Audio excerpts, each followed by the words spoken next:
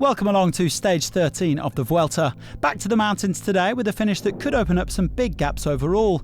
After tackling 6 categorised climbs, the riders face a brutal hike up to the line at Los Machucos. 6.8 kilometres at an average of 9.2%, with a handful of killer sections at over 25%. Well, it took around 20 kilometres for the day's breakaway to form, and it was a big one. 29 riders getting away, and some of them well placed overall. Sergio Higuita began the day 14th, 10 minutes and 21 seconds down on Primoz Roglic, while Pierre Latour was just outside the top 20. With under 60k to go, Hector Saez powered into a solo lead. The peloton, led by Jumbo-Visma, had let the gap ease out to over 8 minutes. The Spaniard being hunted down by 18 chasers, including Higuita, Gianluca Brambilla and Sergio Henao. But he still increased his lead to over 2 minutes on the day's 5th climb. Astana taking command of the peloton, upping the tempo for Miguel Ángel López. And so on to the punishing final climb to Los Machucos. Saez was finally caught by Frenchman Bruno Amirai. The Groupama FDJ man pushing on alone. Quintana was the first of the overall favourites to have a dig with over 5k to go.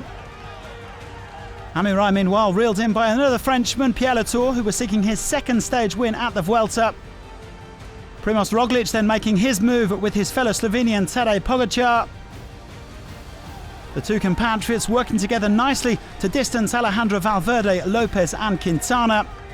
With 1.5k to go, Pogačar and Roglic had left Latour in their dust. The Slovenians completing a memorable 1-2. One corner to come. He's in the prime position, he'll hold on, he makes it 2. Well, Pogačar is the first rider to win 2 stages on this Vuelta. He and Roglic 27 seconds clear of Latour, Valverde, Quintana and Rafael Majka. Lopez, the day's big loser, shipping over a minute. I didn't know that I would feel so good on the last climb, but in fact I just want to survive that day because after stage 7 I just really want to don't lose too much, but in the end it was an incredible day for me. Well, Pogačar and Roglic may not belong to the same team, but their cooperation on the final climb did some serious damage. It was a rather different story over at Movistar, with Valverde and Quintana preferring to go it alone rather than work together, and that may prove the Spanish outfit's undoing on this Vuelta.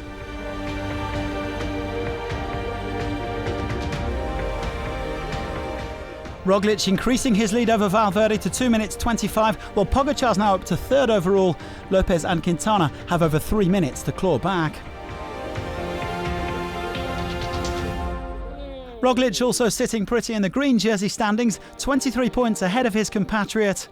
Ankel Madrasa was still just about in polka dots, but Geoffrey Bouchard had a good day in the mountains, closing the gap to 2 points. Pogačar's brilliant performance also saw him take the white jersey off Lopez, who had held it since stage 1. Now Roglic proving that he is going to take some beating. The race leader should be able to catch his breath tomorrow as the sprinters battle it out in Oviedo.